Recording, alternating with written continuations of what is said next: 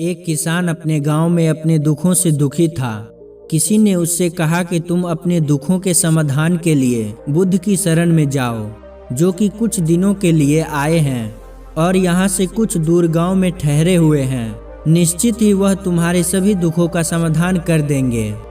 यह सुनकर वह किसान बड़ी अभिलाषा लिए बुद्ध की शरण में चल पड़ा। यह विचार लिए कि बुद्ध उसे उसकी परेशानियों से, मानसिक पीड़ा से, तनाव से, दुखों से निकाल देंगे। वह बुद्ध के पास पहुंचा। उसने बुद्ध से कहा कि हे बुद्ध, मैं किसान हूँ, मुझे खेती करना अच्छा लगता है, लेकिन कभी भी वर्षा पर्याप्त नहीं होती और मेरी फसल बर्बाद हो जाती है। पिछले साल मेरे पास खाने को कुछ नहीं था और इस साल भी बहुत अधिक वर्षा के कारण फसल को बहुत नुकसान पहुंचा है। मेरे पास खाने को पर्याप्त भोजन नहीं। किसान ने कहा, मैं विवाहित हूँ, मेरी पत्नी मेरा ध्यान रखती है, मैं उससे प्रेम करता हूँ, पर वो कई बार मुझे परेशान कर देती है। घर में बहुत कलेश हो जाता है, जिससे मैं ये सोचने लगता हूँ कि ये मेरे जीवन में ना आई होती तो अच्छा होता। मेरे 2 बच्चे भी हैं। कई बार मेरे बच्चे भी मेरी अनादर और अवहेलना कर देते हैं, मेरी बातों का पालन नहीं करते। किसान अपने दुखी जीवन की तमाम ऐसी बातें लगातार बुद्ध को बताए जा रहा था। बुद्ध ध्यानपूर्वक उस दुखी किसान की समस्याएं सुनते रहे। जीवन की तमाम समस्याएं बताने के बाद जब कुछ मन हल्का हुआ तो वह चुप हो गया। अब उसके पास कुछ अन्य समस्या बतानी शेष नहीं थी। वो अब शांत बैठकर बुद्ध की ओर देख रहा था और समस्याओं का उपाय पाने के लिए बुद्ध के जवाब का इंतजार कर रहा था, किंतु बुद्ध मौन थे। किसान फिर बोला कि हे बुद्ध, मैं आपकी शरण में आया हूँ, कृपया मेरे जीवन की इन समस्याओं का समाधान करें। बुद्ध ने कहा, मैं तुम्हारी कोई सहायता नहीं कर सकता। किसान ने अचंभित होकर कहा, अरे ये क्या कह रहे हैं आप? सभी कहते हैं कि आप सभी के दुखों का समाधान निकालते हो, तो क्या आप मेरे दुखों का निवारण नहीं करेंगे, इसीलिए कि मैं एक गरीब किसान हूँ? बुद्ध ने कहा, सभी के जीवन में कठिनाइयाँ आती हैं। जीवन में दुख परेशानियों का आना स्वाभाविक है। मनुष्य के जीवन में उसके कर्म अनुसार अक्सर परिस्थितियों में बदलाव आता रहता है, जो दुख, सुख और निराश, क्रोध का कारण बनती है। नए रिश्ते बनाना, पुराने रिश्तों को बिगाड़ना, रिश्तों में मिठास या कड़वाहट, यह सब सामान्य है। ये जीवन का हिस्सा है और यह जीवन का चक्र है।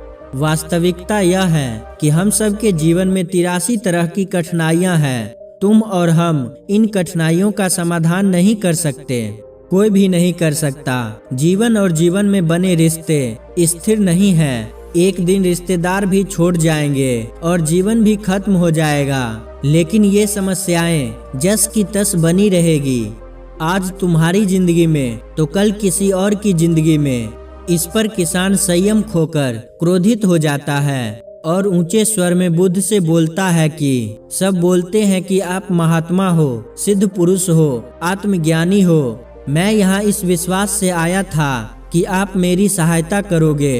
अगर आप मेरी समस्याओं का समाधान ही नहीं कर सकते तो मेरा आना यहाँ व्यर्थ हुआ।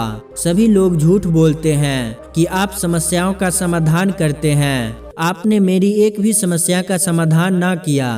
आपसे भले तो वो महात्मा है जो मेरे घर 2 वर्ष पहले आए थे। उन्होंने मेरे से यज्ञ करवाया, दान दक्षिणा करवाई और मेरे मन को अपार शांति मिली।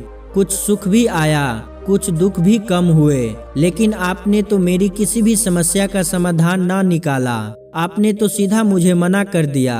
बुद्ध ने कहा, क्या तुम्हारे वो सब करने से जीवन के सभी दुख समाप्त हो चुके हैं? इतना करने के बाद भी तुम अब इतने परेशान क्यों हो? अब तो पहले से भी अधिक दुखों से घिर गए हो। तात्पर्य यह है कि जीवन में दुख कभी समाप्त नहीं होते। किसान ने कहा, तो क्या मैं ये मान लूं कि आप मेरी कोई मदद नहीं कर सकते? यदि आप इतनी छोटी छोटी बातों का समाधान नहीं कर सकते तो आपकी शिक्षाएं किस काम की? बुद्ध ने कहा, मैं तुम्हारी 83 समस्याओं का समाधान तो नहीं कर सकता, पर हाँ, मैं तुम्हारी 84वीं समस्या का समाधान जरूर कर सकता हूँ। किसान ने अचंभित होकर कहा, 84वीं समस्या? वो कौन सी समस्या है बुद्ध? बुद्ध ने कहा कि वह यह है कि तुम नहीं चाहते कि तुम्हारे जीवन में कोई समस्या हो। इसी समस्या के कारण ही तुम्हारी सारी समस्याओं का जन्म हुआ है। अगर तुम इस बात को स्वीकार कर लो कि जीवन में समस्याएं होती ही हैं, समस्याएं जीवन का हिस्सा है, तो तुम्हें जीवन की समस्याएं विचलित नहीं कर पाएंगी।